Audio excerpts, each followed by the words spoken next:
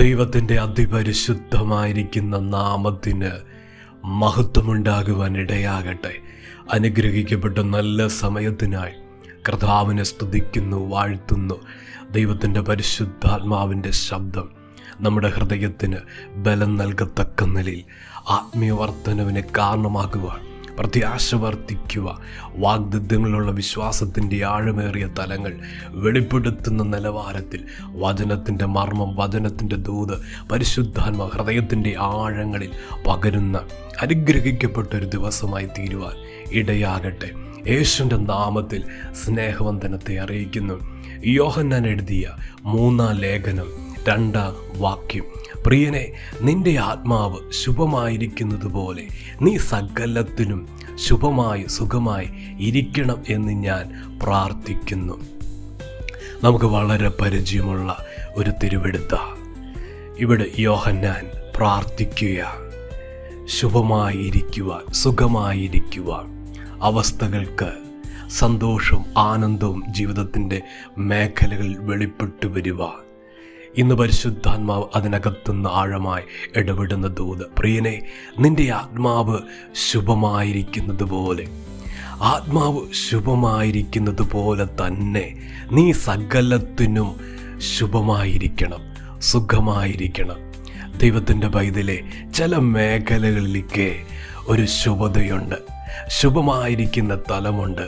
എന്നാൽ വിശുദ്ധ തിരുവെഴുത്തിനകത്തുനിന്ന് പരിശുദ്ധാത്മാവ് ഈ മർമ്മം വെളിപ്പെടുത്തുക.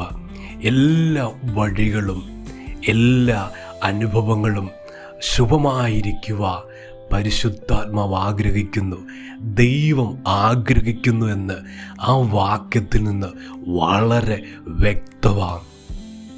സകല വിഷയങ്ങൾക്കും ഒരു ശുഭതയുണ്ടാകുവാൻ ദൈവം നമ്മെക്കുറിച്ച് ആഗ്രഹിക്കുക.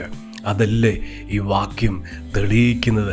നീ സകലത്തിലും ശുഭമായിരിക്കണം, നീ സകലത്തിലും ശുഭമായിരിക്കണം. ദൈവത്തിൻ്റെ പൈതലെ, ഇന്ന് ഹൃദയത്തെ തൊട്ട് ആത്മാവ് ദൂത് ഇടപെടുക. ഏതൊക്കെ മേഖലകളിൽ ഒരു ശുഭതയില്ലാതെ, ഒരു സന്തോഷമില്ലാതെ, ഒരാനന്ദമില്ലാതെ ആയിരിക്കുന്നു? തലമുറയുടെ വിഷയമോർത്ത്, കുടുംബ വിഷയമോർത്ത്, ശുശ്രൂഷയുടെ തലങ്ങളിൽ, ബിസിനസ്സിൻ്റെ മേഖലകളിൽ ആയിരിക്കുന്ന, ജോലി മണ്ഡലങ്ങളിൽ ആയിരിക്കുന്ന, രാജ്യങ്ങളിൽ ആയിരിക്കുന്ന, കുടുംബത്തിൽ ഇന്ന് ദൈവത്തിൻ്റെ ശബ്ദം അവിടെ ശുഭമായാണോ ഇരിക്കുന്നത്? ശുഭമായിരിക്കുന്നൊരവസ്ഥയാ ദൈവം നമുക്ക് വാഗ്ദത്തം തരുന്നത്. അതാ ദൈവം അതിലേക്ക് തിരിക്കുവാനാ കർത്താവ് ആഗ്രഹിക്കുന്നത്. ഇന്ന് ഈ വാക്യം വെച്ച് പ്രാർത്ഥിക്കും. പരിശുദ്ധാത്മാവ് നിയോഗം തരുന്നു. ഇന്ന് ആത്മാവിൻ്റെ ശബ്ദം ആഴമായി ഏറ്റെടുക്കട്ടെ. ഞാൻ സകലത്തിനും ശുഭമായിരിക്കുക, ഞാൻ സകലത്തിനും സുഖമായിരിക്കുവാൻ ആഗ്രഹിക്കുന്ന ഒരു കർത്താവ്.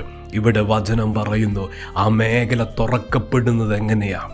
പ്രാർത്ഥന. അതുകൊണ്ട് യോഹന്നാൻ പ്രാർത്ഥിക്കുക.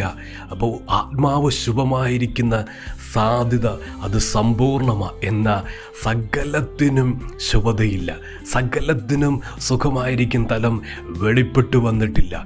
അത് വെളിപ്പെട്ടു വരുവാൻ യോഹന്നാൻ പ്രാർത്ഥിക്കുക.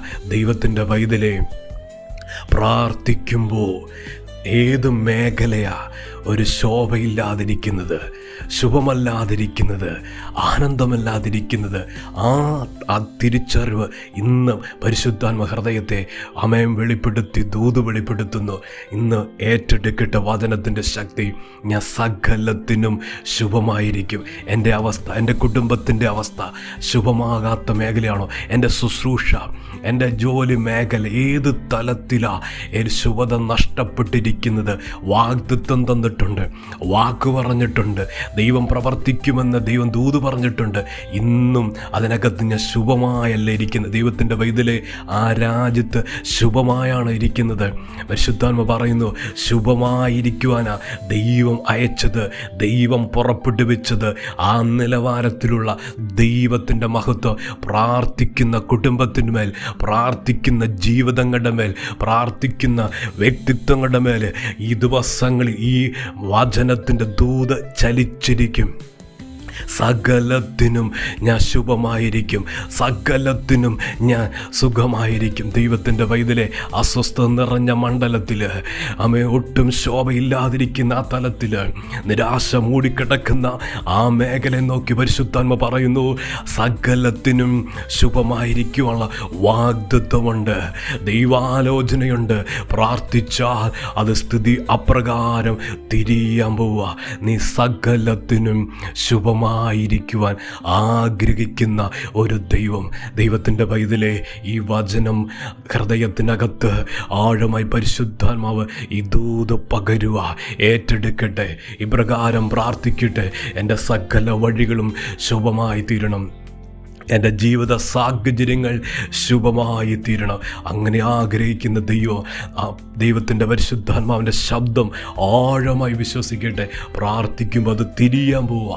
പ്രാർത്ഥിക്കുമ്പോൾ ആ മേഖലകളെ ദൈവം അപ്രകാരം വാഗ്ദത്വം തരാൻ പോവുക. ആ നിലയിൽ ആ ദൈവം അനുഗ്രഹിക്കാൻ പോകുന്നത്. പ്രിയനെ, നിൻ്റെ ആത്മാവ് ശുഭമായിരിക്കുന്ന പോലെ നീ സകലത്തിനും ശുഭമായും സുഖമായിരിക്കണം. ഈ ദിവസങ്ങളിൽ അങ്ങനെ ഇരുത്തുവാൻ ദൈവത്തിന് ആഗ്രഹമുണ്ട്, അങ്ങനെ നിലനിർത്തുവാൻ ദൈവത്തിന് ആഗ്രഹമുണ്ട്.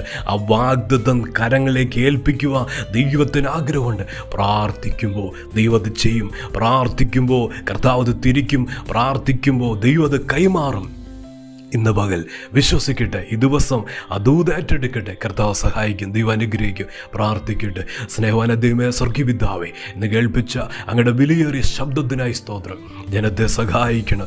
സകലത്തിനും ശുഭതയില്ല, സകലത്തിനും കർത്താവെ ആ ദൂതുപോലെ ജീവിതമായി തീർന്നിട്ടില്ല. പക്ഷെ ദൈവം ആഗ്രഹിക്കുന്നു കേൾപ്പിച്ച ആ ശബ്ദത്തിൽ ദൈവമേ ഈ ദിവസങ്ങളിൽ നടക്കണം.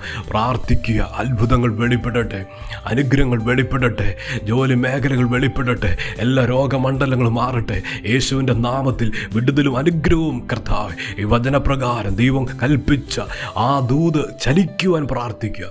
അപ്രകാരം ജനത്തെ അനുഗ്രഹിച്ച് പ്രാർത്ഥിക്കുന്നു. അനുഗ്രഹമായി തീരട്ടെ. കർത്താവ് അങ്ങനെ ചെയ്യുന്നതിനായി സ്തോത്രം. പ്രാർത്ഥന കേട്ടത് നന്ദി. യേശുവിൻ്റെ നാമത്തിൽ തന്നെ. ആമേൻ.